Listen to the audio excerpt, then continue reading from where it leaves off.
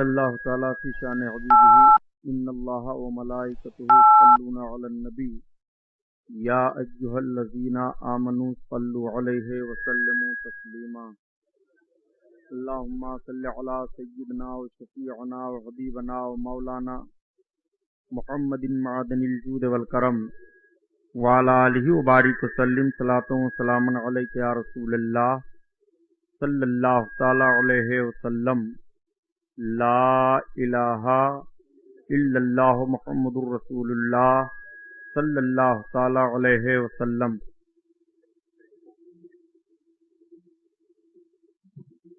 الحمدللہ رب العالمین،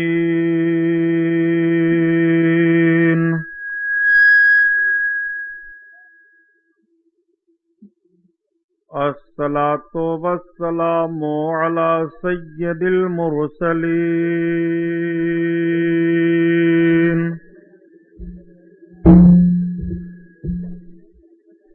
وعلی آلہ الطاہرین واصحابہ المطہرین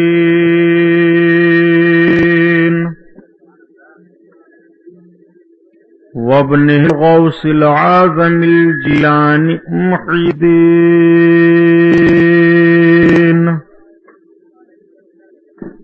واہل بیتہ اجمعین، اما بعد، اعوذ باللہ من الشیطان الرجیم، بسم اللہ الرحمن الرحیم۔ قال اللہ تعالی فی القرآن العظیم والفرقان الحمید، سبحان الذي أسرى بعبده ليلا من المسجد الحرام إلى المسجد الأقصى الذي باركنا حوله لنريه من آياتنا إنه هو السميع البصير۔ صدق اللہ البصیر القدیر وصدق رسوله الرشید النذیر والحمد للہ رب العالمین۔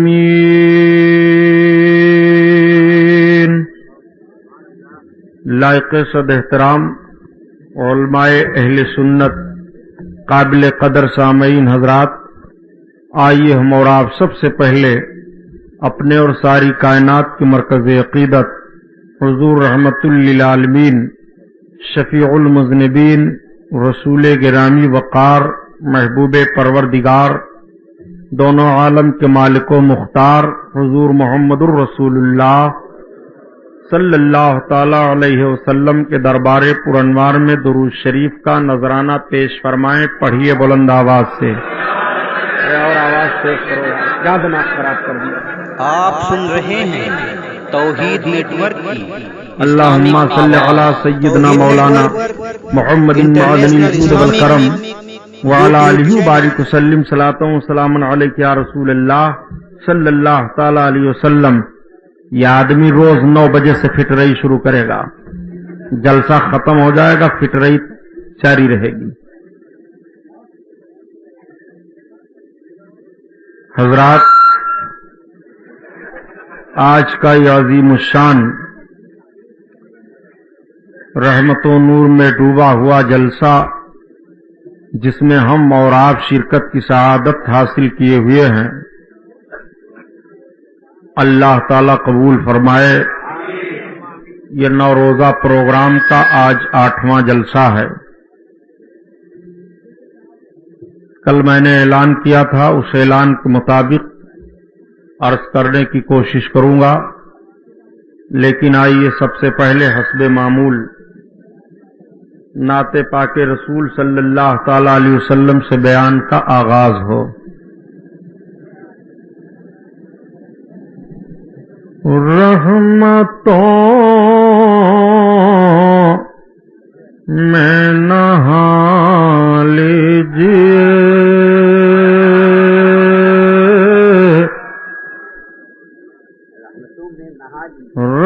رحمتوں میں نہا لیجئے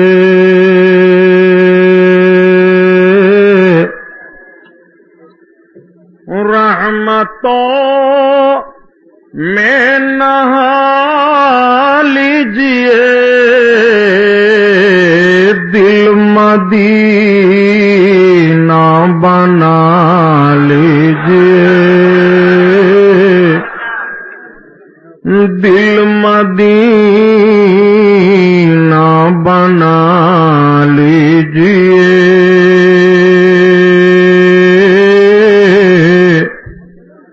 ان سے ان سے کسی سے نہیں ان سے ان سے کسی سے نہیں لو نبی سے لگا لیجئے لو نبی سے لگا لیجئے رحمتوں میں نہا لیجئے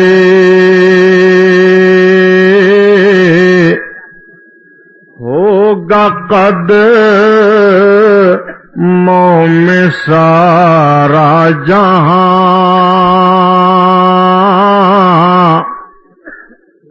یا رسول اللہ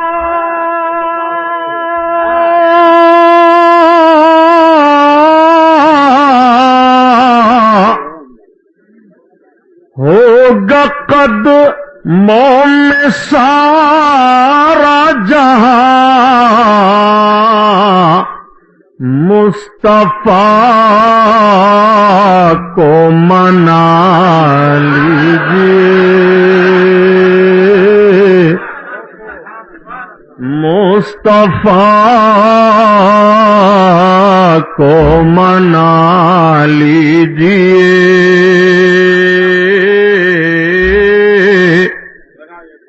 مصطفیٰ کو منا لیجئے کر لیجئے فٹ رہی آپ لوگ تبھی جلسہ شروع ہو حضرات رب تعالیٰ نے قرآن عظیم میں ارشاد فرمایا سبحان الذی اسری بعبدہ لیلا من المسجد الحرام الی المسجد الاقصی یہ 15ویں پارے کی آیت کریمہ ہے اللہ رب العزت نے اپنے حبیب علیہ الصلوۃ والتسلیم کو اپنے قرب میں بلایا جس کو ہم اورات معراج کہتے ہیں نبی کونین صلی اللہ تعالی علیہ وسلم کی معراج مکہ شریف سے ہوئی ہے حضرت ام ہانی کے گھر سے آقا صلی اللہ تعالی علیہ وسلم ام ہانی کے گھر آرام فرما رہے ہیں رات کا پچھلا پہر ہے حضرت جبریل علیہ الصلوۃ والتسلیم 70,000 فرشتوں کو یا 50,000 فرشتوں کو لے کر کے حاضر ہوئے مختلف روایتیں ہیں حضرت ام ہانی کے گھر میں یہ کیسے آئے حضرت فاطمہ فرماتی ہیں کہ میں نے دیکھا کہ دروازہ کو کچھ لوگ گھیرے کھڑے ہیں لیکن ایک دوسری روایت ہے کہ حضرت جبریل علیہ الصلوۃ والتسلیم لائے تو دروازہ بند تھا اللہ کے حبیب صلی اللہ علیہ وسلم کی بارگاہ میں حضرت ام ہانی کی چھت کو پھاڑ کر کے یہ حاضر ہوئے سرکار آرام فرما رہے ہیں حضرت جبریل نے اپنی کافوری پیشانی کو سرکار کے تلووں پر ملنا شروع کیا حدیث شریف کے الفاظ ہیں فقبل قدمیہ آپ کے دونوں قدموں کو حضرت جبریل چومنے لگے آقا کریم صلی اللہ علیہ وسلم نے آنکھیں وا فرمائی حضرت جبریل نے سلام عرض کیا آقا فرماتے ہیں جبریل عرض کرتے ہیں یا رسول اللہ رب کا پیغام لے کر کے حاضر ہوا ہوں، آج رب تعالیٰ نے اپنے قرب میں آپ کو بلایا ہے۔ آقا کریم صلی اللہ علیہ وسلم تیار ہوئے، زمزم شریف سے سرکار کو غسل دیا گیا۔ حضرت جبریل جو جوڑا لے کر آئے تھے سرکار نے اس کو زیبتن فرمایا۔ آقا کریم صلی اللہ تعالی علیہ وسلم معراج کا دولہا بنے۔ سرکار دو عالم صلی اللہ تعالی سواری لایا گیا۔ اللہ کے حبیب صلی اللہ علیہ وسلم جب سوار ہونے لگے تو براق شوخی کرنے لگا۔ حضرت جبریل نے براق سے کہا براق سمجھتا ہے یہ کون ہیں؟ یہ امام الانبیاء ہیں، سید المرسلین ہیں، شفیع المذنبین ہیں۔ براق نے عرض کیا اے سید الملائکہ میں کسی اور بنیاد پر شوخی نہیں کر رہا ہوں بلکہ میری ایک خواہش ہے کہ آج جیسے سرکار مجھ پر سواری ہونے کا شرف بخش رہے ہیں ایسے جب قیامت کے دن آقا میدان محشر سے جنت کی طرف تشریف لے چلیں تو مجھی کو سواری ہونے کا شرف بخشیں۔ آقا نے عرض کیا یا رسول اللہ سن رہے ہیں آپ براق کیا کہہ رہا ہے؟ آقا نے فرمایا ہاں جبریل اس سے کہہ دو میں نے اس کی آرزو پوری کر دی۔ اب میرے سرکار براق پر سوار ہوئے اور سوار ہو کر کے حضرت جبریل علیہ الصلوۃ والتسلیم سرکار کو لے کر کے خانہ کعبہ میں آئے۔ میرے آقا صلی اللہ تعالی علیہ وسلم خانہ کعبہ میں پہنچے، وہاں سے پھر آگے بڑھے۔ حضرت جبریل علیہ الصلوۃ والتسلیم چل رہے ہیں، سرکار تشریف لے چل رہے ہیں۔ آقا کریم صلی اللہ علیہ وسلم کو ایک آواز دی گئی لیکن سرکار نے اس کی طرف توجہ نہیں کی۔ جب اور آگے بڑھے تو حضرت جبریل عرض کرتے ہیں یا رسول اللہ جس نے آواز دی آپ جانتے ہیں وہ کون ہیں؟ حضرت جبریل عرض کرتے ہیں تو آقا فرماتے ہیں جبریل وہ کون ہے؟ عرض کرتے ہیں یا رسول اللہ اگر آپ اس کو آواز دے دیتے تو ایک عورت کی شکل میں آواز دے رہی تھی، وہ دنیا تھی، آپ اس کو آواز دے دیتے، اس کی آواز پر آپ لبیک کہہ دیتے تو آپ کی ساری امت دنیا دار ہو جاتی۔ آقا کریم صلی اللہ تعالی علیہ وسلم اور آگے بڑھے۔ میرے سرکار آگے جا رہے ہیں، تمام عجائبات کو ملاحظہ فرماتے جا رہے ہیں۔ خوشبو آ رہی ہے، انوار کی بارش ہو رہی ہے، بیت المقدس کی طرف سواری بڑھ رہی ہے۔ اعلی حضرت عظیم البرکت اسی کو بیان فرماتے ہیں وہ سرور کشور رسالات جو عرش پہ جلوگر ہوئے تھے،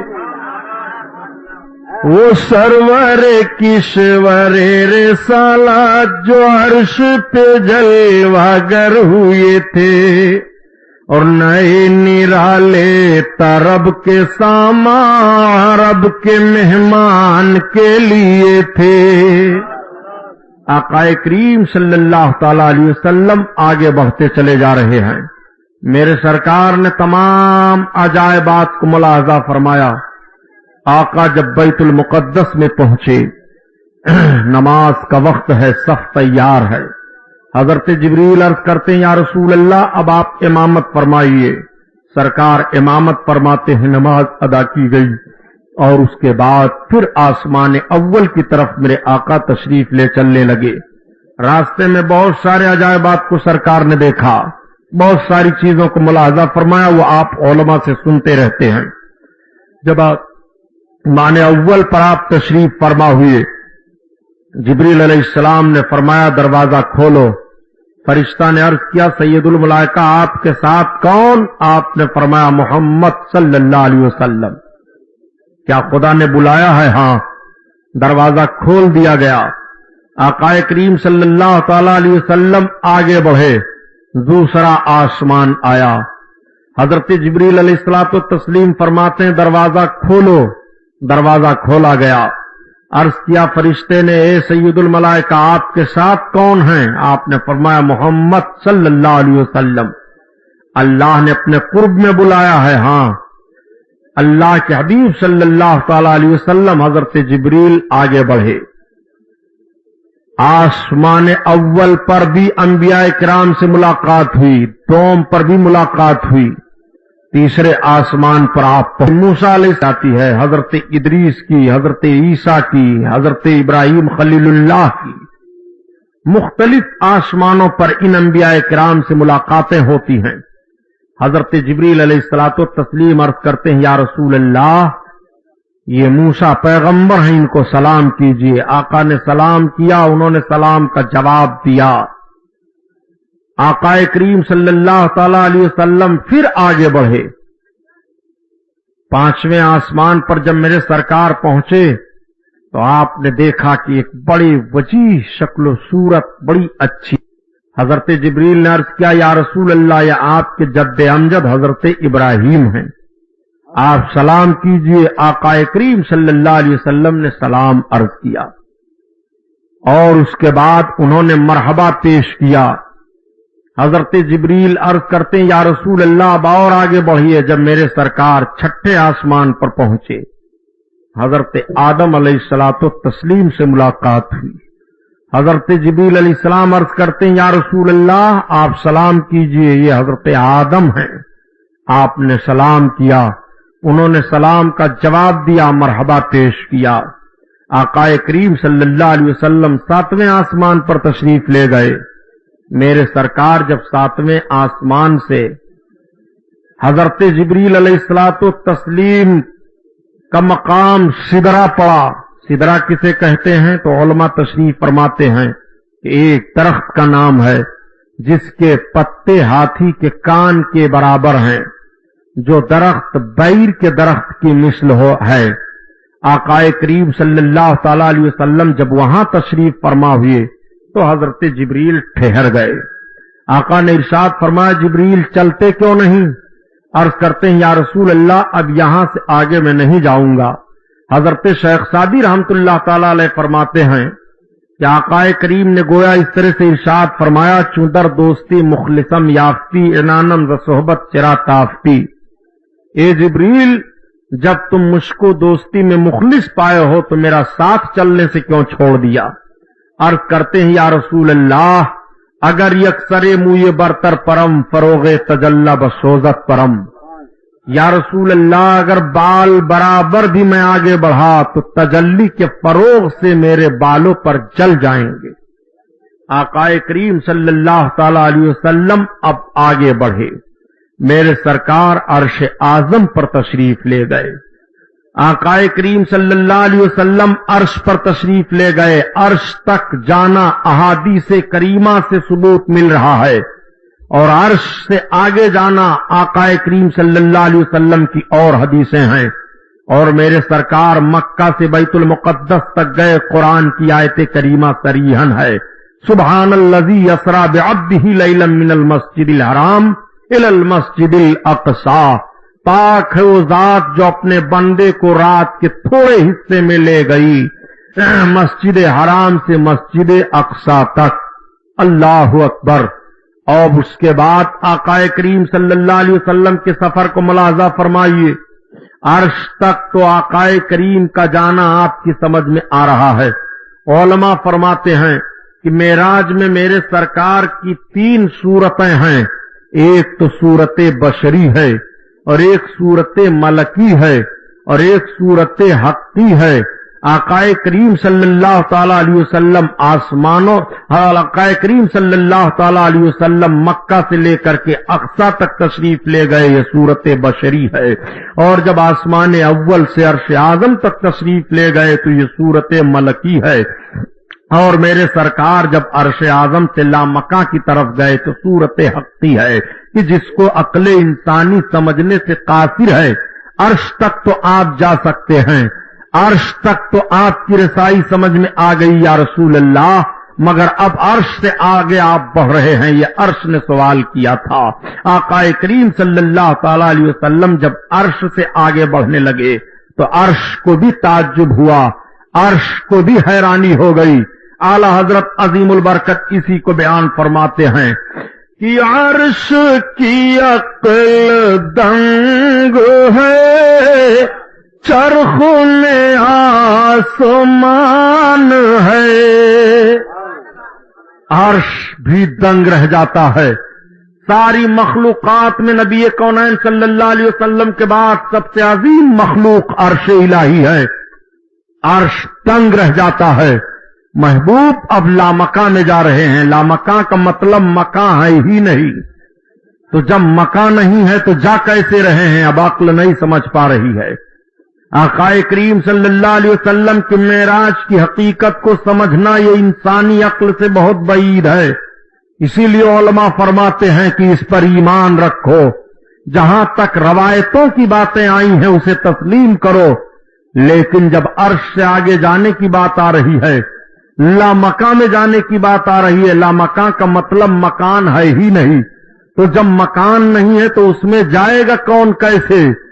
عرش کی عقل دنگ ہے، چرخوں میں آسمان ہے، اور جانے مراد اب کدھر ہائے تیرا مکان ہے۔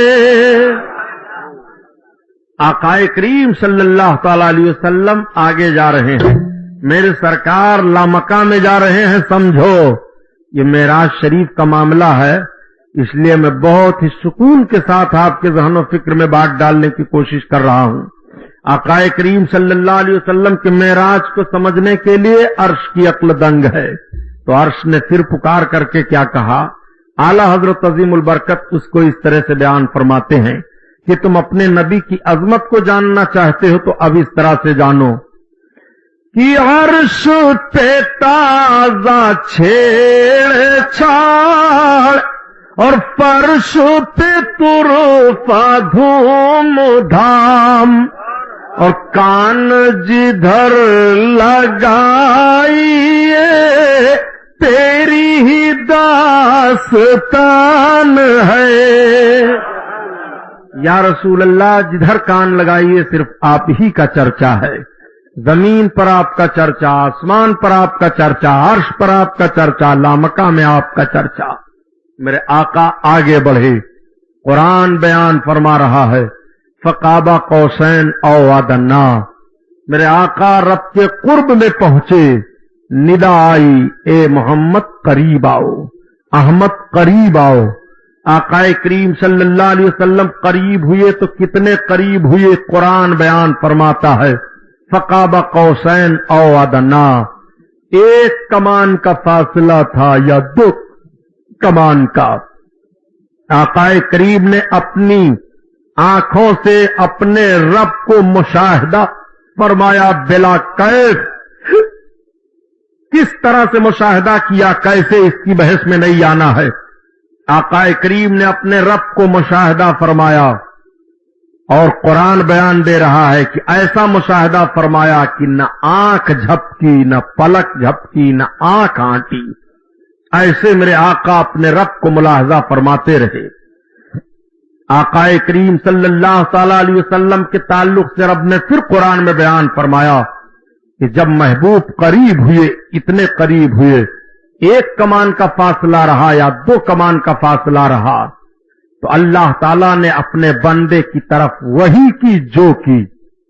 رب خود بیان فرماتا ہے فَأَوْحَىٰ إِلَىٰ عَبْدِهِ مَا أَوْحَىٰ، یہی تو آیت کریمہ حافظ جی۔ آپ سن رہے ہیں توحید نیٹ ورک کی اسلامک آواز، Tauheed network international Islamic YouTube channel. اللہ نے اپنے بندے کی طرف وہی کی جو وہی کی، رب نے بتایا ہی نہیں میں نے اپنے محبوب کی طرف کیا وہی کی، اب کون جان سکتا ہے؟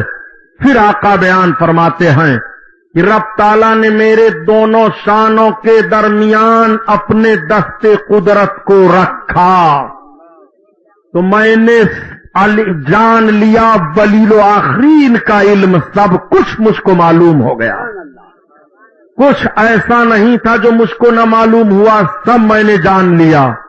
اللہ اکبر۔ आकाए करीम सल्लल्लाहु ताला अलैहि वसल्लम को रब ने क्या अता फरमाया, रब जानता है और रब के महबूब जानते हैं। जब रब के कुर्ब से मेरे सरकार वापस तशरीफ लाने लगे तो आओ जरा देखो, आकाए करीम सल्लल्लाहु ताला अलैहि वसल्लम आने लगे तो रब की तरफ से हुक्म हुआ, महबूब जा रहे हो? हाँ।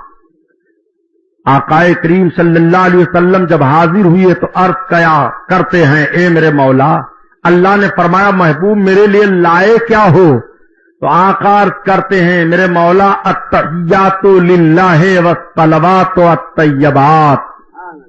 ए मौला मैं तेरे लिए अपनी जानी माली बदनी सारी इबादतें लेकर आया हूं। मेरे सरकार रब के हुजूर तिलावत फरमा रहे हैं, अत्तहियातु लिल्लाहि वस्सलवातु अत्तय्यबात। आका ने जब यहां तक अर्ज किया अस्सलामु अलैका अय्युहन नबी, तो अल्लाह रब्बुल इज्जत ने अपने महबूब पर सलाम भेजा। महबूब तुम मेरे लिए बदनी इबादतें लाए हो, माली इबादतें लाए हो, तुम मेरे लिए सब कुछ लाए हो, अपनी सारी इबादतें। महबूब तो मेरी जानिब से तुम पर सलाम, अस्सलामु अलैका अय्युहन नबी, ए महबूब तुम पर सलाम। आज वही सलाम हम नमाज में पढ़ते हैं।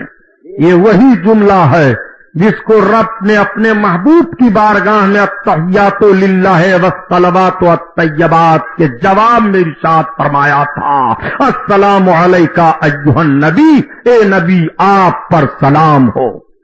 आकाए करीम सल्लल्लाहु ताला अलैहि वसल्लम पर जब रब ने सलाम भेजा तो अब आका को गुलामों की याद आई, सरकार को गुनहगार उम्मत याद आ जाती है। आका रब की बारगाह में अर्ज कर रहे हैं, अस्सलामु अलैना व अला इबादिल्लाहिस सालिहीन। हाँ मेरे रब हम पर भी सलामती हो और सालिहीन बंदों पर भी सलामती हो। आकाए करीम सल्लल्लाहु ताला अलैहि वसल्लम ने ये रब की बारगाह में अर्ज किया, मौला हम पर सलामती हो और तेरे जो नेक बंदे हैं, सालिहीन हैं, अच्छे हैं, उन पर भी सलामती हो।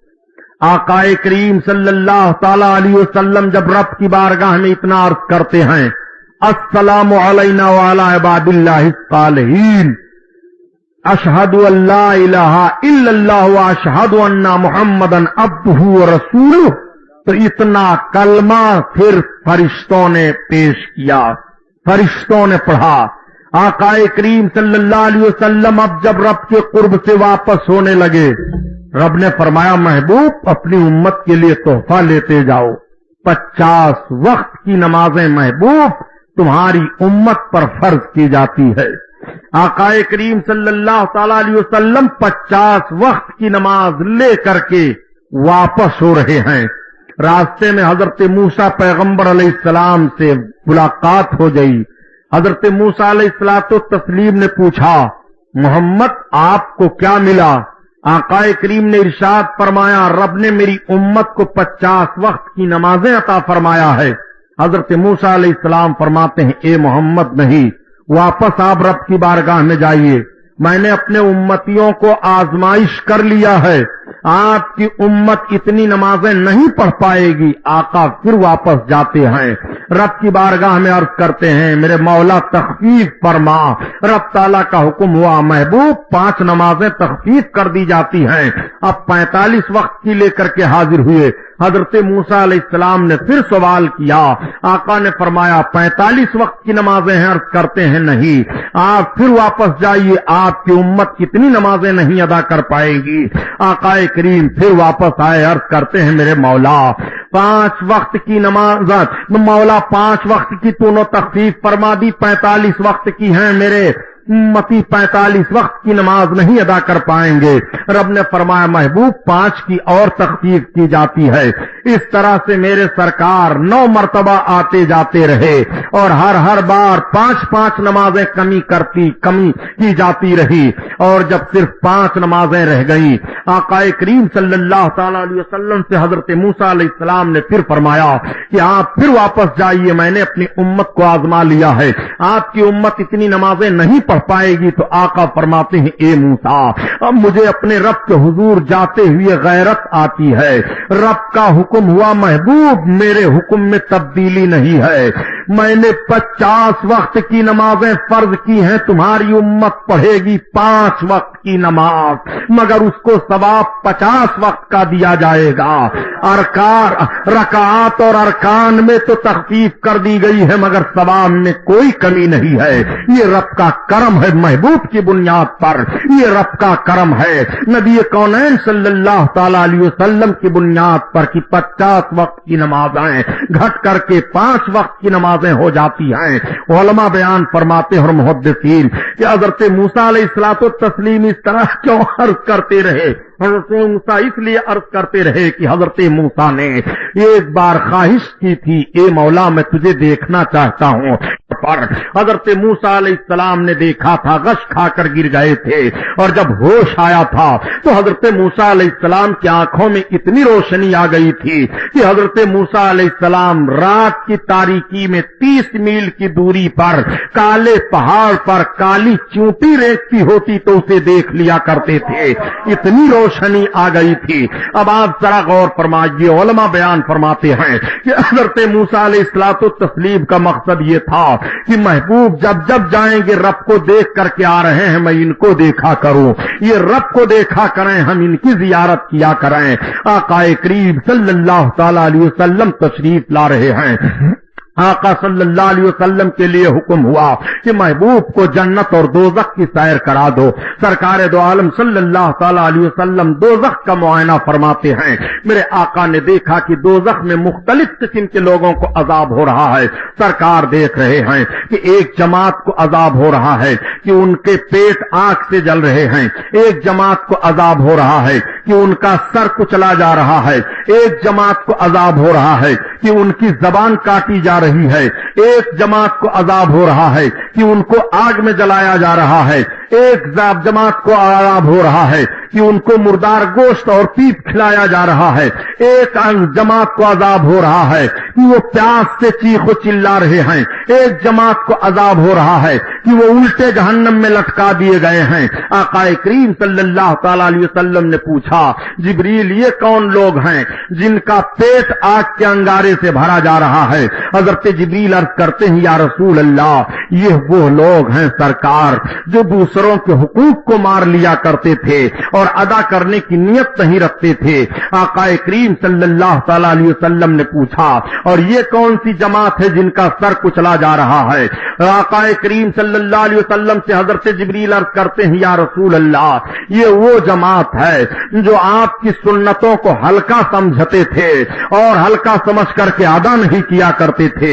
آقا فرماتے ہیں، جبریل یہ کون سی جماعت ہے جس کی زبان کاٹی جا رہی ہے؟ حضرت جبریل عرض کرتے ہیں، یا رسول اللہ یہ آپ کی امت کے بے عمل وائز لوگ ہیں جو دوسروں کو نیکیوں کا تو حکم دیتے تھے لیکن خود نہیں کرتے تھے، ان کی زبانیں قینچی سے کاٹی جا رہی ہیں۔ آقا کریم ارشاد فرماتے ہیں، جبریل یہ کون لوگ ہیں جو خون اور پیپ میں تیرائے جا رہے ہیں اور وہ تیرتے ہوئے ایک کنارے لگنے کی کوشش کرتا ہے، پھر کوئی پتھر مار کر کے ان کو اسی میں ڈھکیل دیتا ہے۔ حضرت جبریل عرض کرتے ہیں، یا رسول اللہ یہ آپ کی امت کے سود خوار لوگ ہیں جو سود کھایا کرتے تھے۔ آقا کریم صلی اللہ تعالی علیہ وسلم فرماتے ہیں، جبریل یہ وہ کون لوگ ہیں کہ جن کو آگ کا عذاب دیا جا رہا ہے، جن کا جسم جل رہا ہے؟ یا رسول اللہ یہ ایسے لوگ ہیں جو گناہوں میں سراپا ڈوبے رہتے تھے۔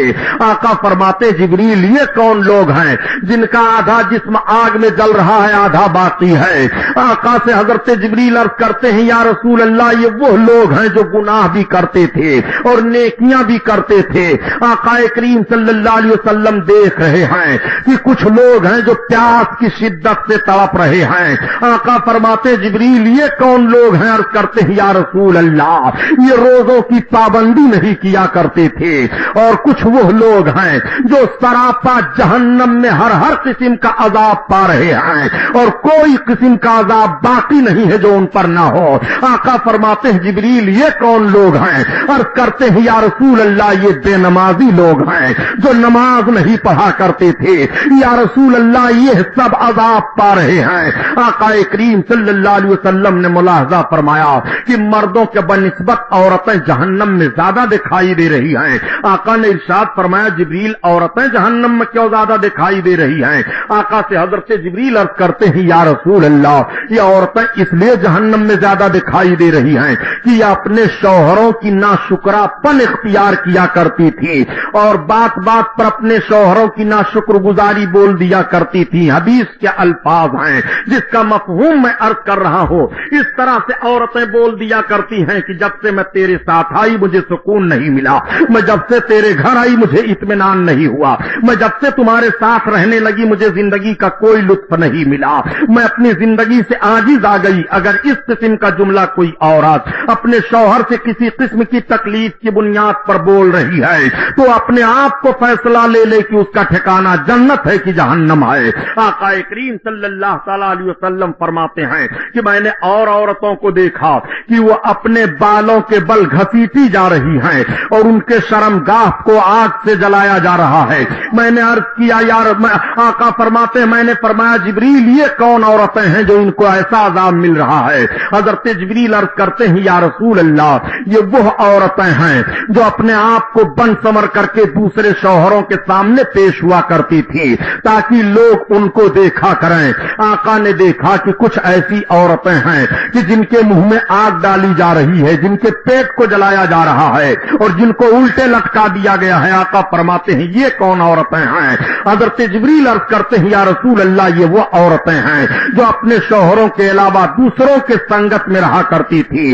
आका करीम सल्लल्लाहु अलैहि वसल्लम ने देखा कि कुछ औरतें चीख रही हैं और बड़े भयानक अजाब में मुब्तला कर दी गई हैं। आका ने फरमाया, जिब्रील ये कौन औरतें हैं? अर्ज करते हैं, या रसूल अल्लाह, ये वो औरतें हैं जो बन समर करके दूसरों के सामने पेश होती रहती थी और मर्दों की तरह से लिबास पहना करती थी।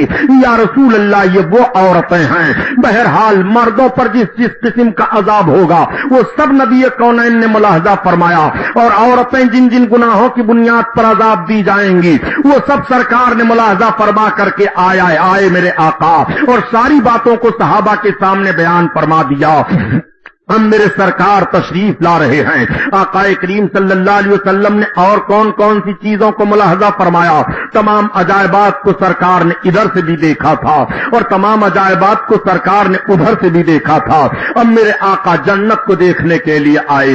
जन्नत संवार दी गई है, जन्नत सजा दी गई है, ऐसे अंदाज से जन्नत संवारी और सजाई गई है। महबूब तशरीफ लाने वाले हैं, नबी कौनैन देखने वाले हैं। आका करीम सल्लल्लाहु तआला अलैहि वसल्लम ने सब मुलाहजा किया। ये किसका मकान है? ये अबू बकर का है। ये किसका है? ये उमर का है। आका फरमाते हैं, जब मैंने उमर के मकान को देखा और उसमें मैंने हूर को देखा तो मैं दाखिल होना चाहता था लेकिन मुझे उमर की गैरत याद आ गई, इसलिए मैं नहीं दाखिल हुआ। आका करीम सल्लल्लाहु अलैहि वसल्लम फरमाते हैं, मैंने जन्नत में एक अंगूर का गुच्छा देखा, उस पर अबू जहल का नाम लिखा हुआ था। आका करीम सल्लल्लाहु तआला अलैहि वसल्लम ने जन्नतियों के मकामात और महल्लात को मुलाहजा फरमाया, अपने सहाबे किराम के मकामात और दर्जात को मुलाहजा फरमाया। आका करीम सल्लल्लाहु तआला अलैहि वसल्लम सब देख सुन करके तशरीफ लाए। अब मेरे आका जब तशरीफ लाए हैं, आका कौनैन सल्लल्लाहु तआला अलैहि वसल्लम ने ना करके मक्का वालों के सामने बयान करना शुरू किया तो सबसे पहले जो सवेरे सवेरे मिला वो अबू जहल था। अबू जहल ने कहा, मोहम्मद आज की कोई खबर है? आका फरमाते हैं, हाँ मेरी मेराज हुई है। उसने कहा, मेराज? कहा हाँ। कहा क्या क्या आपने देखा? आका फरमाते हैं, मैंने मक्का से लेकर के बैतुल मुकद्दस तक देखा और बैतुल मुकद्दस से लेकर के 7वें आसमान और 7वें आसमान से अर्श आजम और अर्श आजम से लामका में गया। अबू जहल सुन करके हैरान रह गया, लोगों से बयान करना शुरू किया। हजरत अबू बकर सिद्दीक आ गए और हजरत अबू बकर सिद्दीक रज़ी अल्लाह ताला अन्हु से उसने बयान करना शुरू किया। आप सरकार की बारगाह में हाजिर हुए, या रसूल अल्लाह, ऐसे ऐसे मैंने सुना है। आका फरमाते हैं, अबू बकर सही है। आका करीम के मेराज की तस्दीक थी। आका ने फरमाया, अंता सिद्दीक, तुम सिद्दीक हो। और नबी के मेराज को अबू जहल ने झुठला दिया। नबी कौनैन ने फरमाया कि हो अबा जहलिन, वो अबू जहल है।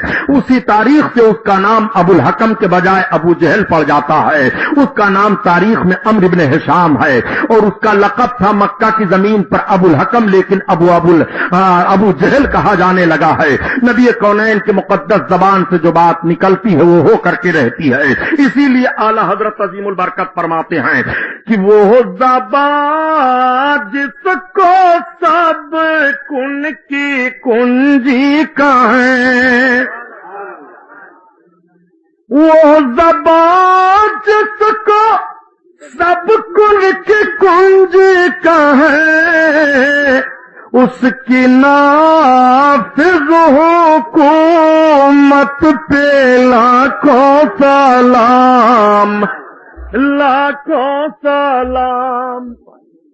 आक़ाए करीम सल्लल्लाहु तआला अलैहि वसल्लम ने मेराज को बयान करना शुरू किया तो कुफ्फार आ गए। सरकार ने फरमाया, सुनो, मैंने तुम्हारे एक काफिले को पहाड़ के फला जगह पर देखा है, वो आ रहा है तिजारती काफिला, और फला दिन गुरूब होने से पहले पहले वो काफिला पहुंच जाएगा।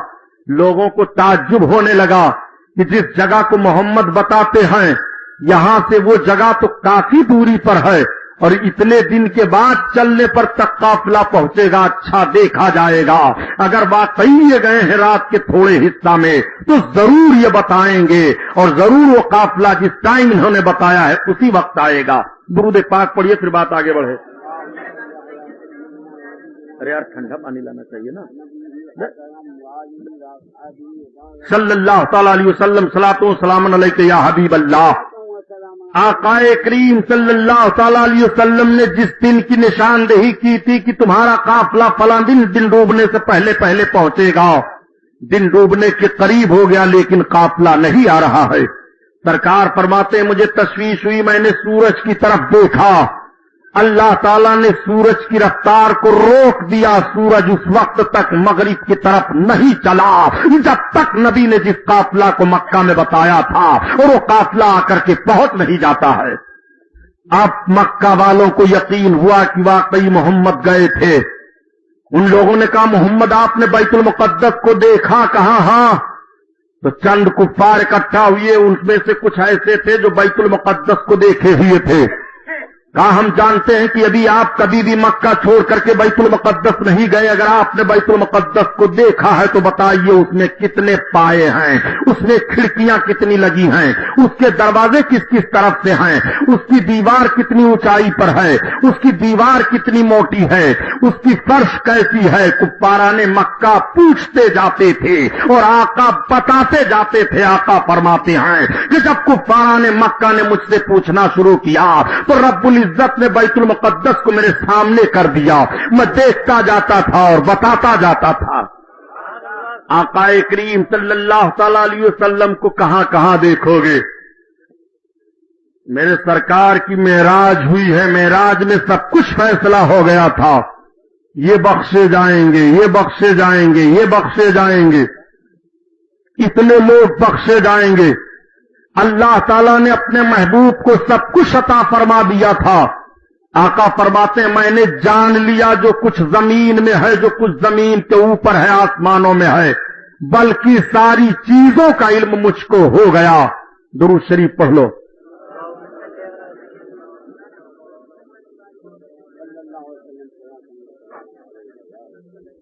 सल्लल्लाहु ताला अलैहि वसल्लम। आक़ाए करीम सल्लल्लाहु ताला अलैहि वसल्लम की मेराज। मेरे दोस्त, मेराज पर तो एक बड़ा मुस्तकिल उन्वान है कि जन्नत का रंगो रोगन कैसे बना, ये चांद सूरज को रोशनी कैसे मिली, ये गुलाब का फूल कैसे महका, ये सब मेराज की देन है। आला हजरत अजीमुल बरकत फरमाते हैं कि उतार कर उनके रुख का सदका ये नूर का बट रहा था बाड़ा कि चांद सूरज मचल मचल कर जबी की खैरात मांगते थे, और बचा जो उनके तलवों का धोवन बना वो जन्नत का रंगो रोगन।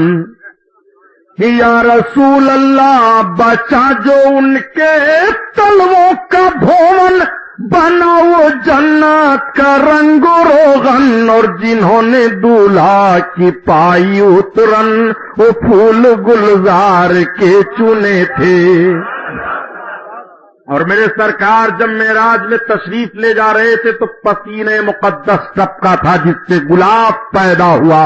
حضرت شیخ محقق فرماتے ہیں، اسی لیے تو اعلی حضرت عظیم البرکت فرماتے ہیں کہ انہی کی بو مائی سمن ہے اور انہی کا جلوہ چمن چمن ہے اور انہی سے گلشن مہک رہے ہیں، انہی کی رنگت گلابوں میں ہے. اللہ اللہ، آقا کریم صلی اللہ علیہ وسلم کو کہاں کہاں دیکھو گے. میرے سرکار صلی اللہ علیہ وسلم نے جب نماز کا اعلان فرمایا معراج شریف سے واپس ہونے کے بعد، الصلاۃ معراج المومنین، نماز مومنین کے لیے معراج ہے. نماز آقا کریم صلی اللہ علیہ وسلم کے امتیوں پر فرض ہوئی. نماز جانتے ہو پیارے، نماز اور زکوٰۃ کا ساتھوں ساتھ 88 جگہوں پر حکم آیا ہے. اب آپ غور فرماؤ کہ نماز کیا ہے اور کتنی اہمیت نماز کی ہے. آقا کریم صلی اللہ تعالی علیہ وسلم کے امتیوں پر نماز فرض ہوئی. رب نے فرمایا اقیموا الصلاۃ وآتوا الزکوٰۃ، نماز قائم کرو. رب نے جگہ جگہ نماز کا حکم دیا. نماز صحابہ پڑھ رہے ہیں، تابعین پڑھ رہے ہیں، ائمہ مجتہدین پڑھ رہے ہیں. کسی موقع پر کسی موڑ پر نماز کسی صحابی سے چھوٹ نہیں رہی ہے. آپ ذرا ملاحظہ کرتے ہوئے چلو، آج دنیا اتنی ترقی کر گئی ہے اور اس طرح آگے بڑھ گئی ہے. آپ سن رہے ہیں توحید نیٹ ورک کی اسلامک آواز. Tauheed network international Islamic YouTube channel. جرائم کی بھی کمی نہیں ہے، بے حیائیوں کی بھی کمی نہیں ہے، پاپ کی کمی نہیں ہے، لیکن سارے لوگ یہ ڈنکے کی چوٹ پر بولتے ہیں ہم بے حیائیوں کو ختم کرنا چاہتے ہیں، ہم پاپ کو ختم کرنا چاہتے ہیں، لیکن پھر بھی جرائم بڑھ رہے ہیں، پھر بھی بے حیائیاں بڑھتی چلی جا رہی ہیں. بے حیائیوں کو نہ تو تھانوں سے روکا جا رہا ہے، نہ تو مار پیٹ سے روکا جا رہا ہے. جرائم پر پابندی لگ ہی نہیں پا رہے ہیں. تمام بیماریوں کے لیے دوائیں تو ایجاد میں آ گئی ہیں، لیکن میں آپ سے عرض کروں پیارے، آپ پتہ لگاؤ اس دور جدید میں بھی ترقی یافتہ ماحول میں کہ کیا کوئی ایسی بھی دوا ایجاد ہوئی ہے جس دوا کو آدمی کھا لے تو شرابی شراب پینا چھوڑ دے، اس دوا کو کھا لے تو چوری کرنا چھوڑ دے، اس دوا کو کھا لے تو بے حیائی کرنا چھوڑ دے. آپ کے پاس اس قسم کی کوئی دوا نہیں ہے. اب آؤ رب تعالیٰ کی مشیت پر غور کرو. اللہ تعالیٰ نے انسان کو پیدا کیا. انسان جسم کا اور روح دونوں کا نام ہے. یہ انسان جسم اور روح سے ملا ہوا ہے. اگر روح جدا ہو جائے تو یہ انسان مردہ قرار دے دیا جاتا ہے.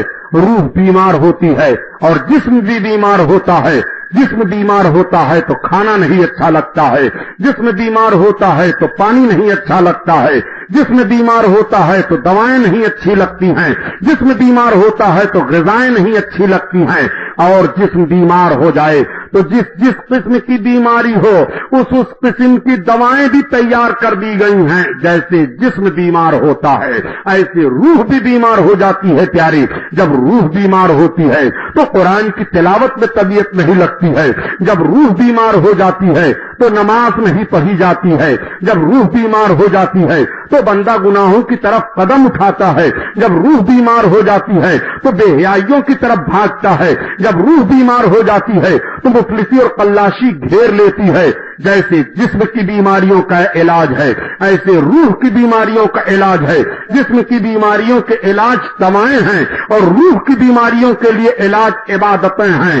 عبادتوں کو اپناؤ تو روح کی بیماری ختم ہو جائے گی. اللہ تعالیٰ نے پیدا فرمایا انسان کو، اس کا دل بڑا صاف و شفاف ہوتا ہے، لیکن جب وہ گناہ کرتا ہے تو اس کے دل پر دھپا پڑ جاتا ہے. پھر گناہ کرتا ہے، پھر وہ داغ بڑھتا ہے، پھر گناہ کرتا ہے، پھر وہ داغ بڑھتا ہے. لیکن جب وہی توبہ کر لیتا ہے اور اعمال خیر کرنا شروع کر دیتا ہے، عبادت گزار بن جاتا ہے، تو اس کے دل کی سیاہی دور ہونے لگتی ہے، پھر اس کا قلب صاف ہونے لگتا ہے، اور اتنا صاف ہو جاتا ہے، اتنا صاف ہو جاتا ہے کہ ترقی کرتا جاتا ہے تو وہی عارف کہلاتا ہے۔ اور اسی کے لیے کہا گیا من عرف نفسہ فقط عرف ربہ، جس نے اپنے آپ کو پہچان لیا اس نے اپنے رب کو پہچان لیا۔ بات چل رہی ہے نماز کی، نماز بہت اہم چیز ہے۔ نماز کے تعلق سے رب تعالیٰ نے ارشاد فرمایا کہ ان الصلاۃ تنہی عن الفحشاء والمنکر، بے شک نماز تمام بے حیائیوں سے روک دیتی ہے، نماز تمام برائیوں سے روکتی ہے۔ نبی کونین صلی اللہ تعالی علیہ وسلم پر جو قرآن نازل ہوا، اس قرآن کی آیت کریمہ اٹھا کر کے پڑھیے۔ جب قیامت قائم ہوگی اور جنتی جنت میں جانے لگیں گے، دوزخی دوزخ میں جانے لگیں گے، تو دوزخیوں کی ایک جماعت جب دوزخ میں جائے گی جنتیوں کے سامنے سے گزرے گی، قرآن میں رب بیان فرماتا ہے تو وہ جنتی لوگ بول پڑیں گے یسألونک قالوا لم نکو من المصلین، ان سے وہ پوچھ پڑیں گے ما سلککم فی سقر، کس چیز نے تجھ کو جہنم میں ڈال دیا ہے؟ قالوا لم نکو من المصلین، وہ کہیں گے ہم نماز نہیں پڑھتے تھے اس لیے جہنم میں ڈال دیے گئے۔ اللہ اکبر، پتہ یہ چلا کہ نماز نہ پڑھنا جہنم میں جانے کی علامت ہے۔ رب تعالیٰ 30ویں پارے میں بیان فرماتا ہے فویل للمصلین الذین هم عن صلاتهم ساہون، جہنم ہے ان لوگوں کے لیے جو اپنی نمازوں کو بھول بیٹھے ہیں، کبھی نماز پڑھتے ہیں کبھی نہیں پڑھتے ہیں۔ آپ نماز کی بات سننے لگے تو اٹھک بیٹھک شروع ہو گئی۔ سنو، اگر نماز چھوڑ رہے ہو تو ایسے ہزاروں جلسے کرا ڈالو، کوئی فائدہ نہیں۔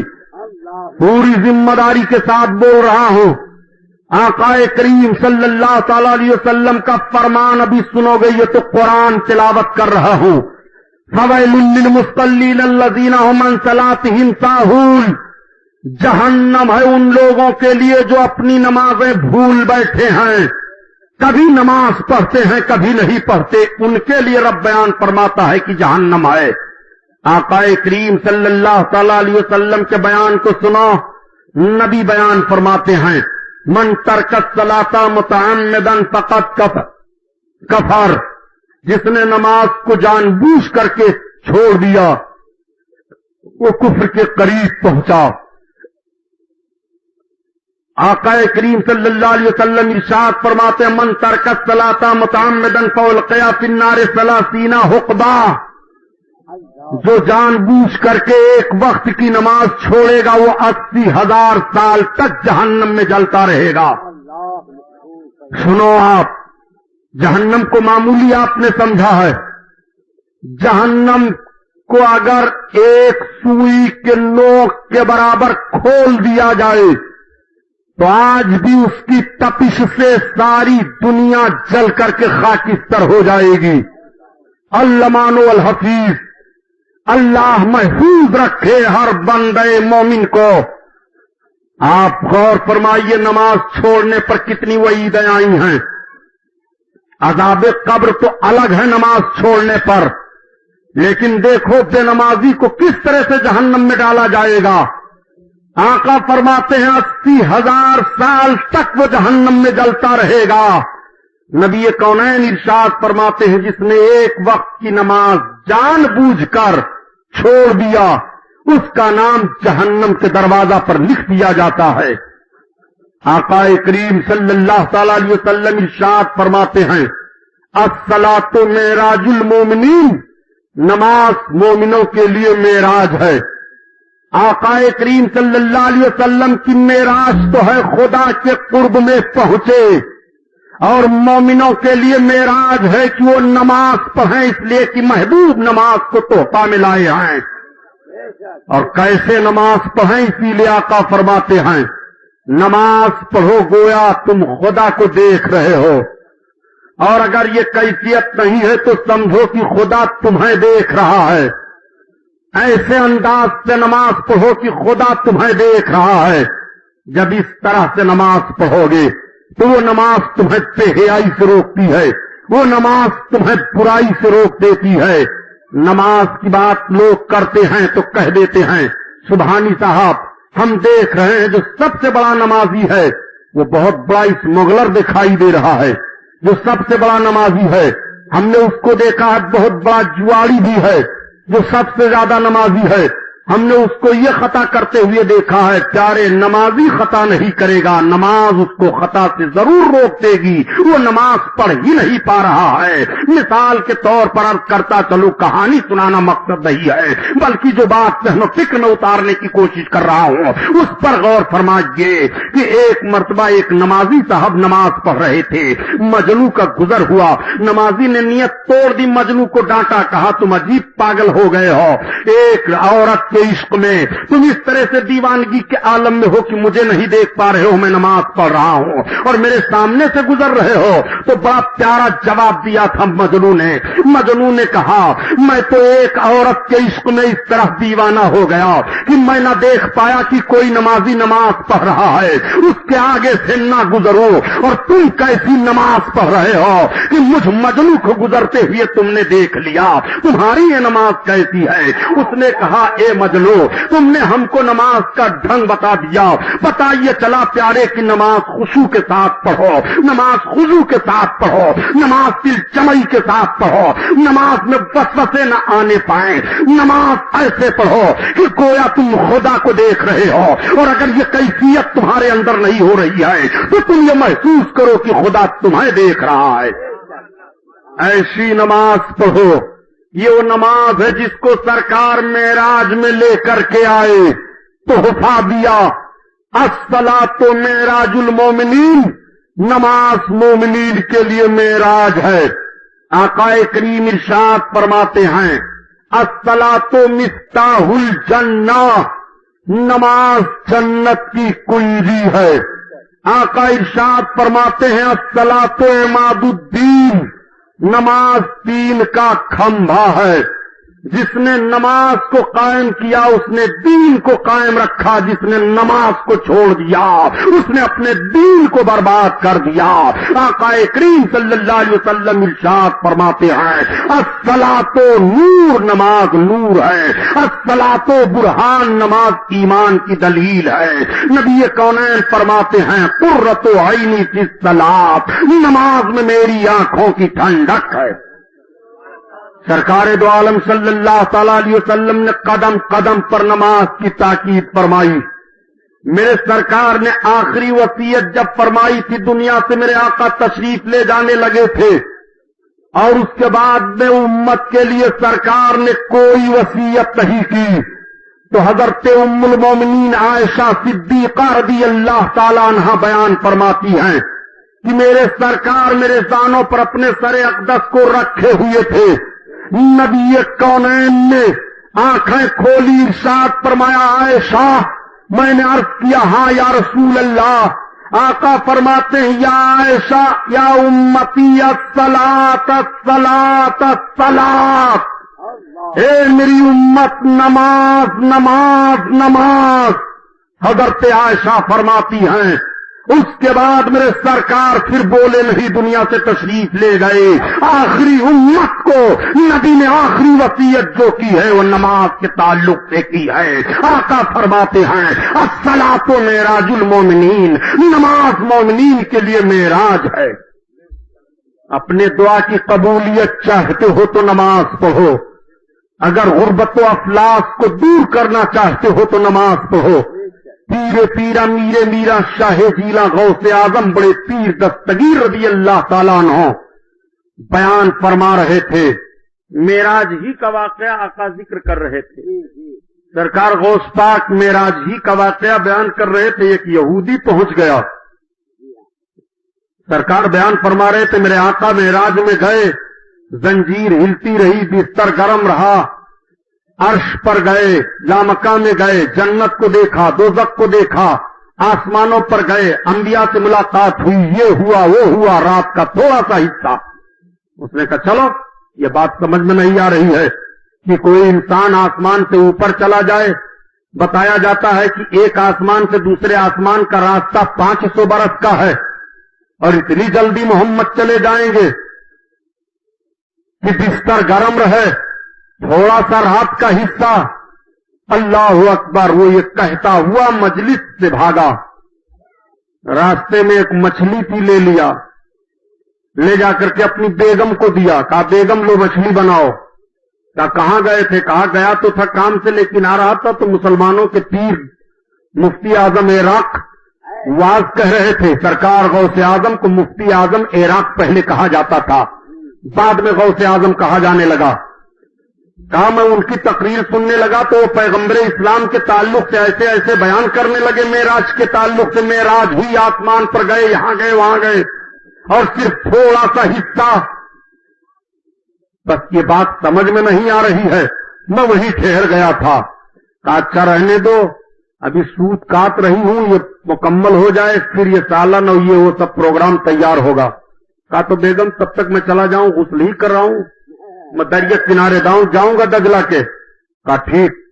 آیا، یہ پہنچا، کپڑا اتارا، کپڑا اتار کر کے جیسے دریا میں غوطہ لگایا تو دیکھ رہا ہے کہ نہ وہ میں ہوں، نہ وہ دریا ہے، نہ وہ کپڑا ہے، نہ وہ ملک ہے، بلکہ میں سے تو ایک لڑکی بن گیا۔ اب دیکھ رہا ہے کہ کیا کروں، گھبرا رہا ہے، کچھ سمجھ بات نہیں آ رہی ہے۔ تب تک کوئی شہزادہ آ کر کے پہنچ گیا گھوڑے سے، گھوڑے کو چھوڑ دیا پانی پینے کے لیے، دیکھا کہ وہ پانی میں تھوڑی دور پر ایک بڑی حسین و جمیل لڑکی ہے۔ شہزادہ دیکھتا رہا۔ کہا تم کون ہو؟ کہا پہلے کپڑے پھینکو، سطر چھپاؤں پھر بتاؤں میں کون ہوں۔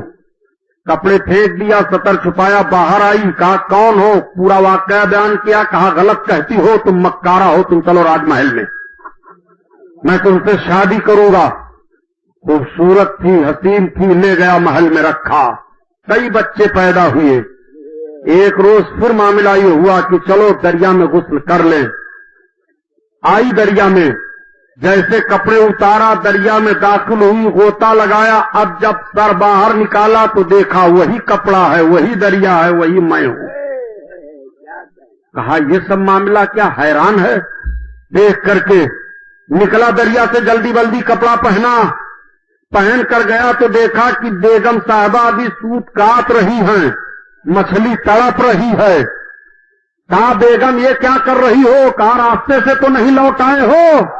سارے سوت بھی کاٹ چکا ہوں، بچے جن چکا ہوں، رانی بن چکا ہوں۔ اب جب دونوں بڑے پیر کی بارگاہ میں گئے تو دیکھا غوث پاک وہی واقعہ بیان فرما رہے ہیں۔ بڑے پیر نے فرمایا نبی کی معراج کو جو سمجھنا چاہے کہ کتنی دیری میں معراج ہو گئی ہے، وہ اس یہودی کو دیکھ لے سمجھ جائے گا۔ اس نے کہا حضور ہاتھ بڑھائیے، کلمہ پڑھائیے، تب سمجھائیے۔ کلمہ پڑھایا، اسلام میں داخل فرما لیا۔ معراج مصطفیٰ جھٹلانے کا یہ نتیجہ ہے۔ نبی کی معراج جھٹلائی نہیں جاتی، ایمان لاؤ نبی کی معراج ہوئی ہے۔ سرکار غوث پاک تقریر فرما رہے تھے۔ بڑے پیر نے فرمایا کہ اگر تم چاہتے ہو کہ تم غریب سے امیر بن جاؤ تو نماز کی مداومت کرو، ہمیشہ نماز پڑھو، تم مالدار بن جاؤ گے۔ ایک مزدور بیٹھا ہوا تھا محفل میں، مزدور اٹھا اور اٹھ کر کے گیا، توبہ کیا، نماز کی پابندی کرنا شروع کر دیا۔ نماز پڑھ رہا ہے، محنت کر رہا ہے، نماز پڑھ رہا ہے، محنت کر رہا ہے۔ اسباب کچھ ایسے پیدا ہوئے کہ 2 سال کے اندر اندر وہ بہت بڑا مالدار ہو گیا۔ 200 مزدور اس کے وہاں کام کرنے لگے۔ جب 200 مزدور کام کرنے لگے تو ایک روز دل میں بات آئی کہ بڑے پیر غوث اعظم پیر پیرا میرے میرا شاہ جیلاں کی تقریر کی برکت سے میں اس طرح ہوا، لاؤ اپنے آقا کی بارگاہ میں چلوں، نذرانہ پیش کراؤں۔ اشرفیوں سے تھیلی بھر لیا۔ پتہ یہ چلا کہ واز سن کر کے رسول اللہ صلی اللہ علیہ وسلم کا ذکر جمیل سن کر کے بزرگوں کی بارگاہ میں نذرانہ پیش کرنا یہ آج کا طریقہ نہیں ہے، پہلے بہت پہلے کا یہ طریقہ ہے جو بزرگوں کی جماعت میں بھی رائج رہا۔ سرکار غوث پاک کی بارگاہ میں پہنچا، آپ خانقاہ میں بیٹھے ہیں، اشرفیوں سے بھری تھیلی ڈال دیا، قدم کا بوسہ لیا، سلام عرض کیا۔ آقا نے فرمایا یہ کیا ہے؟ عرض کیا سرکار یہ نذرانہ ہے۔ کہا کیسا نذرانہ لائے ہو؟ عرض کیا حضور آج سے 2 برس پہلے میں نے آپ کا واز سنا تھا، آپ نے بیان فرمایا تھا کہ نماز پڑھو، غریب ہو تو امیر بن جاؤ گے۔ حضور میں نے نماز پڑھنی شروع کر دی، اللہ نے کرم فرمایا، آج میں بہت بڑا مالدار ہو گیا، وہی شکرانہ پیش کرنے کے لیے آیا ہوں۔ سرکار غوث اعظم فرماتے ہیں، غلام سے لے جاؤ اس شکرانے کو غریبوں میں تقسیم کر دو، وہ اشرفیاں جن جن کو تقسیم کی گئی اور جتنے لوگوں نے اپنے مال میں شامل کیا، اس برکت سے سارے لوگ مالدار ہو گئے۔ یہ نماز کی برکت ہے۔ نماز بے حیائی سے روکتی ہے، برائی سے روکتی ہے۔ حضرت ذوالنون مصری رحمت اللہ تعالی علیہ ہیں، حضرت ذوالنون مصری جب 2 رکعت نماز پڑھتے تھے، اگر کوئی دیکھ لیتا ان کی 2 رکعت نماز مسلمان ہو جاتا، بے نمازی دیکھتا تو نمازی بن جاتا تھا۔ یہودیوں نے دیکھا کہ مسلمانوں کا یہ فقیر ذوالنون یہ بہت نماز پڑھ رہا ہے اور ہماری جماعت کو بلا کچھ کہے سنے مسلمان بنا رہا ہے۔ 200 یہودی اکٹھا ہو گئے۔ ذوالنون کہا ہاں، آپ نماز نہیں پڑھ سکتے؟ کہا کیوں؟ نماز تو ہم پر فرض ہے، ہمارے آقا صلی اللہ تعالی علیہ وسلم نے نماز کے لیے تاکید کی، ہم نماز نہ پڑھیں؟ کہا نہیں، آپ نماز پڑھنا چاہتے ہیں تو چھپ کر کے پڑھیے۔ کہا ہم نماز چھپ کر نہیں پڑھیں گے، نماز چھپ گئی ہے، نماز کیوں ہم چھپ کر پڑھیں گے؟ کیوں تم ہماری نماز کو روک رہے ہو؟ کہا ذوالنون مصری جب تم نماز پڑھتے ہو تو تمہاری نماز کو دیکھ کر کے ہماری جماعت کے لوگ اسلام قبول کر لیتے ہیں۔ کہا تو یہ میرے اسلام کی خوبصورتی ہے، یہ اسلام کا حسن عمل ہے، جو اسلام کے عمل کو دیکھ کر کے اسلام قبول کر لیں۔ مسلمانوں، یہ کل کی ہماری نماز تھی، یہ دیکھ کر کے لوگ اسلام قبول کرتے تھے۔ آج ہماری نماز ہے کہ ایک بے نمازی نمازی نہیں بنتا ہے۔ ہم کس طرح سے نماز پڑھ رہے ہیں، وہ کس طرح سے نماز پڑھ رہے تھے۔ ان کا دل محبت رسول کا مدینہ تھا، وہ جو سجدہ کرتے تھے محبت رسول میں کرتے تھے، وہ جو رکوع کرتے تھے نبی کی محبت میں وہ سرشار رہتے تھے۔ ان کی عبادت اس طرح سے تھی۔ حضرت ذوالنون مصری نے کہا میں چھپ کر نماز نہیں پڑھوں گا۔ تو تلوار فیصلہ کرے گی ذوالنون، مسلمان آپ کو بچا نہیں سکتے ہیں۔ کہا مسلمانوں کے بچانے کی ضرورت نہیں ہے، ہمیں ہماری نماز بچائے گی۔ کہا نماز بچائے گی؟ کہا ہاں۔ کہا تو ہم دیکھیں گے تمہاری نماز کو۔ حضرت ذوالنون مصری نے کہا تو چلو میں نماز پڑھنے چل رہا ہوں اور روکو ہمیں نماز سے۔ حضرت ذوالنون مصری نے بھی چیلنج کیا، یہودیوں نے بھی چیلنج کر دیا۔ کچھ مسلمانوں نے سوچا مدافعت کی جائے، حضرت ذوالنون مصری نے منع فرمایا، خبردار، ان سے مدافعت کی ضرورت نہیں ہے، یہ نماز کی طاقت دیکھنا چاہتے ہیں تو آج نماز کی یہ طاقت دیکھ لیں، میں میدان میں نماز پڑھنے کے لیے چل رہا ہوں۔ حضرت ذوالنون مصری مصلی لیے لے جا کر کے میدان میں بچھایا، 2 رکعت کی نماز کی نیت باندھی۔ 200 یہودیوں نے تلوار لے کر کے گھیر لیا، ذوالنون مصری پر حملہ کرنا چاہتے ہیں، مگر اس نمازی کا ایسا روب چھا جاتا ہے کہ کسی کی ہمت نہیں ہوتی ہے آگے بڑھنے کی۔ سارے لوگ کھڑے ہیں، حضرت ذوالنون مصری رکوع میں جاتے ہیں، رکوع سے سجدہ میں گئے، سجدہ سے میں اتحیات میں بڑھتے، اتحیات سے جب سلام پھیر رہے ہیں تو جیسے داہنی طرف سلام پھیرا تھا، جتنے یہودی داہنی طرف تھے سب کے ہاتھوں سے تلواریں چھوٹ جاتی ہیں اور ان کی زبان پر کلمہ جاری ہو جاتا ہے، لا الہ الا اللہ محمد الرسول اللہ۔ اور جب پیچھے کی طرف دیکھا تو پیچھے والوں نے کلمہ پڑھ لیا، آگے کی طرف نگاہ اٹھاتے ہیں تو آگے والوں نے کلمہ پڑھ لیا۔ یہ 2 رکعت نماز ذوالنون مصری کی ہے جو 200 یہودیوں کو کلمہ طیبہ پڑھنے پر مجبور کر دے رہی ہے۔ ان الصلاۃ تنہی عن الفحشاء والمنکر، بے شک نماز تمام بے حیائیوں سے اور تمام برائیوں سے روک دیتی ہے۔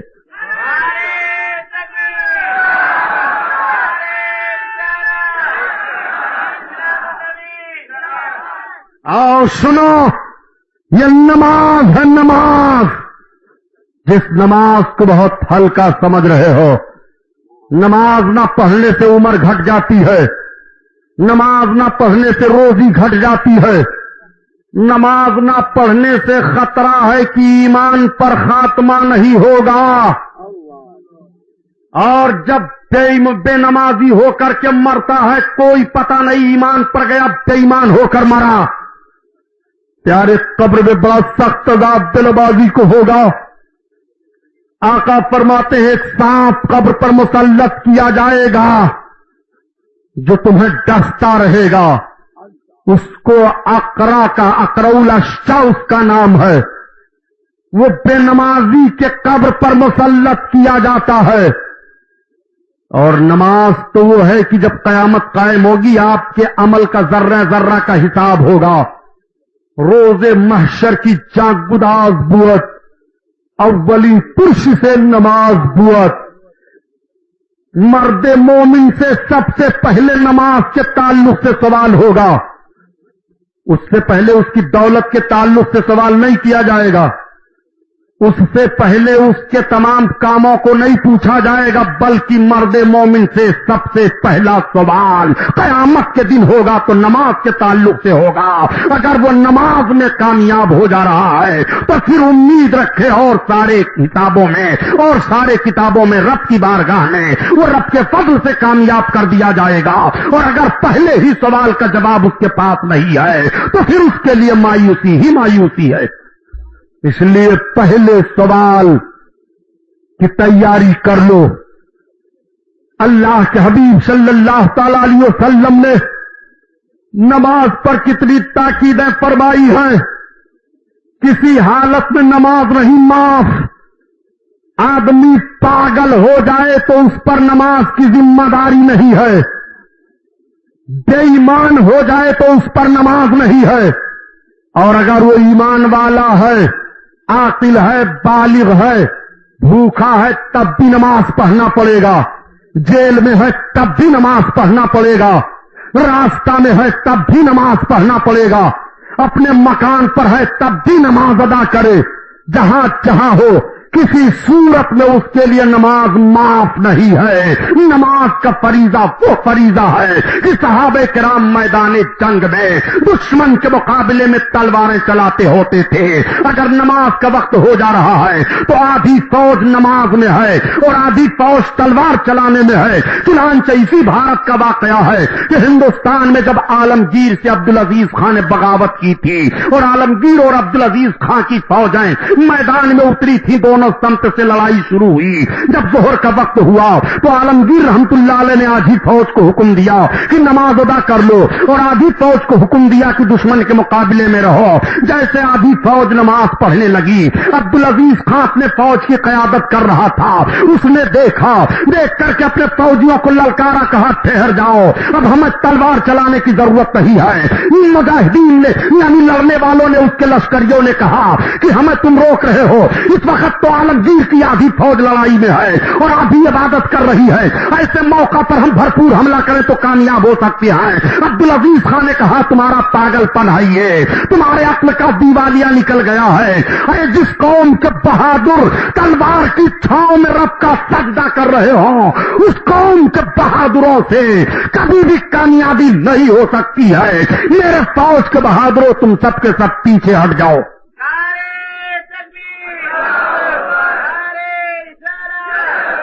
عبدالعزیز خان نے اپنی فوج کو پیچھے ہٹا لیا اور جب عالمگیر نماز پڑھ کر ختم کیے تو عبدالعزیز خان حاضر ہوا، قدم پر گر پڑا. اس نے کہا حضور میں معافی چاہتا ہوں، میں نے بغاوت کر دی تھی.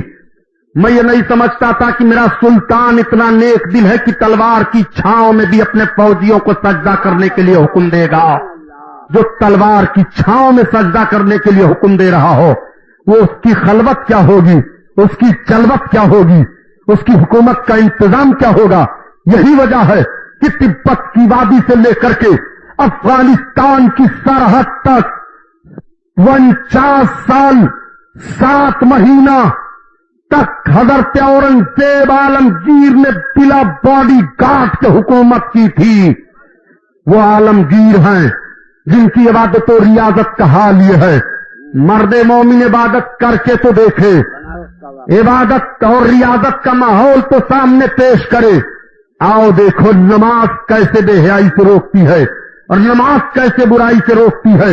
ایک نوجوان ہے، شرابی ہے، کبابی ہے، عیاش ہے، بے حیائیوں کے ماحول میں گھرا ہوا ہے. اگر وہ چاہتا ہے کہ ان ساری چیزوں سے ہمارا دل پھر جائے تو نماز کی پابندی کرے. گارنٹی ہے کہ نماز کے اندر رب نے اثر رکھا ہے. وہ جن بے حیائیوں کی طرف جا رہا ہے ان بے حیائیوں سے وہ توبہ کر لے گا. چنانچہ اس پر واقعہ شاہد ہے کہ حضرت بایزید بستامی رحمت اللہ تعالی علیہ، حضرت بایزید بستامی وہ بزرگ گزرے ہیں، ایسے اللہ کے ولی گزرے ہیں. انہوں نے ایک مرتبہ محبوبیت کے جوش میں ارشاد فرمایا کہ جو محبت سے میرا نام لے لے گا اللہ اسے جنت میں داخل فرمائے گا. حضرت بایزید کا نام ہے تیفور ابن عیسیٰ. سارے لوگ کہہ لو تیفور ابن عیسیٰ. علماء بیان فرماتے ہیں اس کی وجہ یہ ہے کہ جو حضرت بایزید کا نام محبت سے لیتا رہے گا مرنے سے پہلے پہلے اللہ تعالیٰ اس کو توبہ کی توفیق نصیب فرما دے گا. اسی لیے علماء فرماتے ہیں جب ولی اللہ کے نام کا یہ اثر ہے تو رسول اللہ کے نام کا اثر کیا ہوگا؟ جب اس پار کا یہ عالم ہے اس پار کا عالم کیا ہوگا؟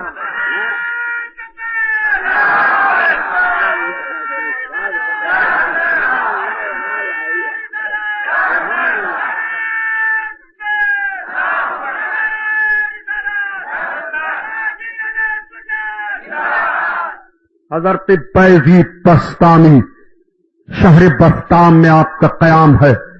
شریف لوگ آئے حضور. ہاں ہمارے قصبہ میں ایک بہت بدکار عورت آ گئی ہے جو نوجوانوں کو اپنے حسن کی دعوت دے دیا. نہ جانے کتنے نوجوانوں کا تقدس برباد ہو گیا. برائی پھیلنے لگی ہے سرکار. حضرت بایزید نے فرمایا جاؤ تم اس برائی کو روکا جائے گا. چلے آئے. شام کا وقت ہوا. حضرت بایزید نے مصلی لیا، لوٹا لیا. اس گناہگار عورت کے گھر پہنچے. دروازہ کھٹکھٹایا. بن سنور کر نکلی. کیا ہے بابا یہ بتاؤ کہ تم اپنے آپ کو بیچ دیتی ہو؟ ہاں بیچتی تو ہوں. کتنا لوگی؟ اتنا لوں گی بابا. بایزید بستامی نے دے دیا. کہا آپ سن تو رات بھر کے لیے میری ہو گئی نا؟ کہا ہاں بابا. کہا تو ٹھیک جو میں کہوں گا وہ تجھے کرنا پڑے گا. نوجوان جھانک رہے ہیں. اس کی گلی کی طرف آ رہے ہیں. دیکھا وقت کا عابد و زاہد اللہ کا ولی بایزید دروازے پر. اللہ اکبر. میں خانے میں ایسے لوگ چلے جائیں تو نوجوانوں کا حال کیا ہوگا؟ مگر کیا خبر ہے نوجوانوں کو؟ آج اللہ والا گناہ کے اڈے کو جلانے کے لیے گیا ہے. آج آگ لگانے کے لیے گیا ہے. نوجوانوں میں باتیں ہونے لگی. غضب ہو گیا. دنیا اب کیسے رہ جائے گی؟ ایسے ایسے مقدس اور پاک لوگ جب ایسے دروازوں پر دکھائی دیتے ہیں. حضرت بایزید بستامی نے کہا خاتون جو میں تجھے کہوں گا وہ کرنا پڑے گا. اس نے کہا بابا کہو میں کرنے کے لیے تیار ہوں. کہا میرے پیچھے کھڑی ہو جانا پاکی حاصل کر لے. حضرت بایزید بستامی نے اسی کے دروازے پر مصلی بچھایا. کہا پیچھے تو میرے کھڑی ہو جا. جیسے جیسے میں کروں گا ایسے ایسے کرنا. حضرت بایزید بستامی نے نماز کی نیت باندھ لی. اس نے بھی نماز کی نیت باندھی. سرکار بایزید بستامی قرآن تلاوت کر رہے ہیں. سن رہی ہے. رکوع میں گئے وہ بھی رکوع میں گئی. سجدہ میں گئے وہ بھی سجدہ میں گئی. اور جب بایزید بستامی سجدہ میں گئے تو رب کی بارگاہ میں عرض کرتے ہیں جس کو مولانا روم نے اپنی زبان میں نقل کیا ہے. آج کارم بود آخر کر دمش اور کزنا سوئے نماز اور دمش. جو میرا کام تھا وہ میں نے کر دیا. اے رب النار عورت کو طرف کزنا سوئے نماز اور دمش. زنا کی طرف سے پھیر کر اس کو میں نماز کی طرف لے آیا ہوں. اے میرے مولا برکت اور دم پورا خدا. اے اللہ تیرے دروازہ پر میں اس کو لے آیا ہوں. बायजीद का काम था तेरे दरवाजा पर लाना, बायजीद का काम था ज़िना से नमाज की तरफ फेरना। मौला तेरा काम यह है कि कल्ब कल्ब तू फैले मुस्तफा। ए अल्लाह अपने हबीब के सदका में इसके दिल को फेर दे। बायजीद का काम था तेरी बारगाह में इसके सर को झुकाना, और तेरा काम है अपनी बारगाह में इसके दिल को झुका लेना। हज़रत बायजीद बस्तामी ने इतना कहा, मुसल्ला लिया चले गए, मगर उस औरत का सर सजदा में है, सजदा की जमीन भीग जा रही है। मोती समझ के शाने करीबी ने चुन लिए, कतरे जो गिरे थे अरक़ीन फ़ियाल के, सुबह का सफेदा फैलता है, सर सजदा में है रो रही है, दिन चढ़ जाता है, सर सजदा में है रो रही है। और जब सर को सजदा से उठाया और नौजवानों ने दावते गुनाह दी तो कह दिया, जब तक बिकी न थी तो कोई पूछता न था, तुमने खरीद कर मुझे अनमोल कर दिया। नौजवानों, ये पेशानी तुम्हारे अय्याशी के लिए नहीं है, ये रुखसार तुम्हारे लिए बोसागाह नहीं है, अब ये पेशानी रब के सजदा के लिए झुक गई है। ऐसे सच्चे दिल से वो औरत तायबा होती है कि अल्लाह के नेक बंदियों में उसका शुमार होने लगता है। अन्नसलाता तन्हा अनिल फहशाए वल मुनकर, बेशक नमाज तमाम बेहयाइयों और बुराइयों से रोक देती है। ये नमाज है, नमाज पढ़ो तो देखो कैसे मालदार हो जाते हो, नमाज पढ़ो तो देखो कैसी बरकतें नाजिल होती हैं, नमाज पढ़ो तो देखो तुम्हारा घर तुम पर कैसे कुशादा हो जाता है, नमाज पढ़ो तो तुम्हारे अंदर कैसे अमन और अमान की बरकतें आती हैं। तुम्हारी मस्जिदें जलाई जा रही हैं, मस्जिदें फूंकी जा रही हैं। मेरे दोस्तों, मुसलमानों, नौजवानों, बूढ़ों, मैं आपसे अर्ज करना चाहता हूं, अब कौन वक्त आएगा सजदा करने के लिए, अब कौन वक्त आएगा नमाज पढ़ने के लिए। अगर ऐसी लापरवाही में मौत वाक़ हो गई तो बताओ तुम्हारा हाल कब्र में क्या होगा, और हश्र में तुम नमाज के ताल्लुक से जवाब क्या दोगे। इसलिए तुम रब के बंदे हो, रब ने तुम पर ये इबादत फर्ज की है, इसलिए हर मुसलमान आकिल बालिग पर नमाज फर्ज है। इन्ना सलाता तन्हा अनिल फहशाए वल मुनकर।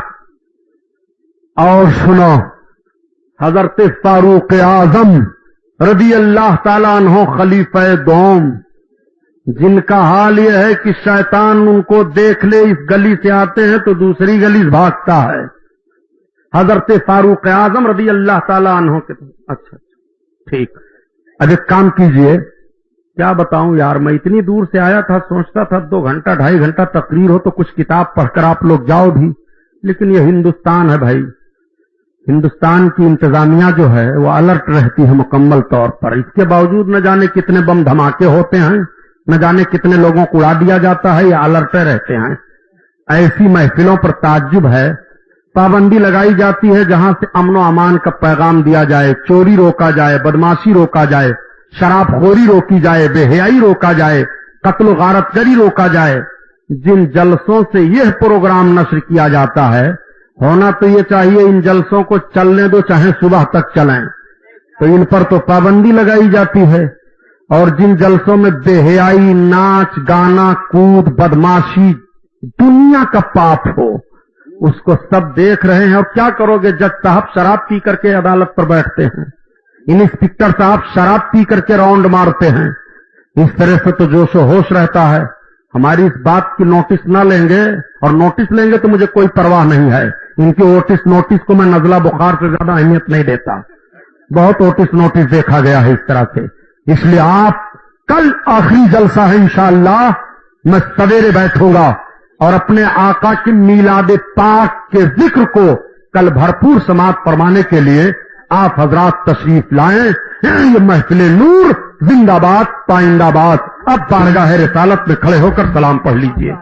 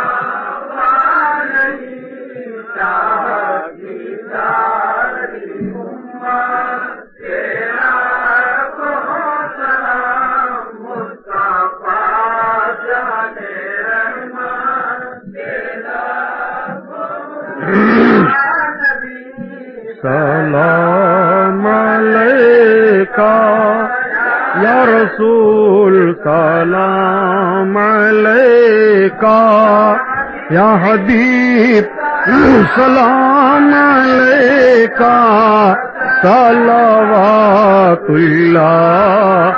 अलैका सलातुस्सलाम अलैका या रसूल अल्लाह अस्सलातुस्सलाम अलैका या नबी अल्लाह सल्लल्लाहु अलैहि नबी वालिही सल्लल्लाहु अलैहि वसल्लम सलातु वस्सलाम अलैका या शफीअना यौमल जज़ा इंदल्लाह या रसूल अल्लाह सल्लल्लाहु अलैहि वसल्लम या अल्लाह या रहमान या रहीम दिल मारकुल मुस्तकीम बहक़ इय्याका नअबुदु व इय्याका नस्तईन इलाही खैर गर्दानी बहक़ शाह जिलानी या रसूल अल्लाह उन्जुर हालना या अल्लाह जो कुछ तेरा और तेरे हबीब का जिक्र जमील हुआ कबूल फरमा। मौला जिक्र फिक्र में कोई गलती वाक़ई हो गई हो तो हम तौबा करते हैं, माफ फरमा दे। या अल्लाह हम सब लोग अपने छोटे बड़े गुनाहों से तेरी बारगाह में माफी मांगते हैं, माफ कर दे। या अल्लाह हम सबको नमाज की तौफीक अता फरमा। मौला हम में जो नमाजी हैं उनको और मोहब्बत से नमाज पढ़ने की तौफीक अता फरमा। मौला जो हमारे भाई बेनमाजी हैं इनका दिल अपनी तरफ फेर ले, इन्हें नमाज की तौफीक अता फरमा दे। मौला तू ही तौफीक देगा तो हम तेरी इबादत कर पाएंगे। मौला नदारैम गैरस तू फरियाद रस, तू यारा खता बख्शो बस। इलाहल आलमीन अपने महबूब अलैहिस्सलाम का सदका अता फरमा दे और अपने महबूब के महबूबों करबला वाले तमाम सालहीन तमाम अइम्मे मुज्तहिदीन खुसूसन गौस पाक सरकार ख्वाजा गरीब नवाज सरकार गाजी पाक सरकार महबूब इलाही सरकार मखतूम माहिनी इन अपने जुमला नेक बंदों के सदका तुफैल में या अल्लाह हम सब पर फजल फरमा, रहम फरमा, करम फरमा। मौला रिज़्क़ हलाल में हमारे बरकतें अता फरमा। मौला हम सब के खाली हाथों को गौहरे मुराद से पुर फरमा दे। इलाल आलमीन हम में जो बीमार हो बीमारियों से शिफा अता फरमा दे। या अल्लाह अपने महबूब अलैहिस्सलाम के सदका तुफैल में रुसवाई और जिल्लत से दुनिया और आखिरत में बचा ले। मौला अपने महबूब के मीलाद के सदका में जिल्लत और रुसवाई से बचा ले। परवरदिगार जब तक हम दुनिया में रहें तेरा और तेरे महबूब का बनकर रहें। जब दुनिया से उठा तो ईमान पर उठा। मौला जब कब्र से हश्र में उठा तो अपने हबीब अलैहिस्सलाम की शफाअत नसीब फरमा। काला ताला फी शान हबीबिही बिस्मिल्लाहिर्रहमानिर्रहीम इन्नल्लाह व मलाइकतहु यस्सल्लूना अलन नबी या अय्युहल्लज़ीना आमनू सल्लू अलैहि व सल्लिमू तस्लीमा। अल्लाहुम्मा सल्लि अला सय्यिदना मौलाना मुहम्मदिन मख्तलफल मलवान व ताक़बल असरान व कर्रल जदीदान वस्तक़ल्लल फरक़दान व बल्लिग़ रूहहु अरवाइल बैतिही मिन्नत तहियता व सलाम बारिक व सल्लिम अलैहि कसीरा बिजाहे सय्यिदिन नबील अमीनिल मकीनिर रऊफिर रहीमिल करीम आमीन या रब्बल आलमीन या अकरमल अकरमीन बिही नस्तईन। ला इलाहा इल्लल्लाहु मुहम्मदुर रसूलुल्लाह सल्लल्लाहु तआला अलैहि वसल्लम। हजरात कल आप सब हजरात सवेरे आइएगा। कल 12वीं शब है यानी मीलाद शरीफ की रात है। कल पूरी रात जागिए, वाज सुनिए, कुरान पढ़िए, नफल पढ़िए, आका की बारगाह में दुआएं मांगिए। कल सबसे बड़ी ईद वाली रात मुसलमानों के लिए है। अस्सलाम वालेकुम।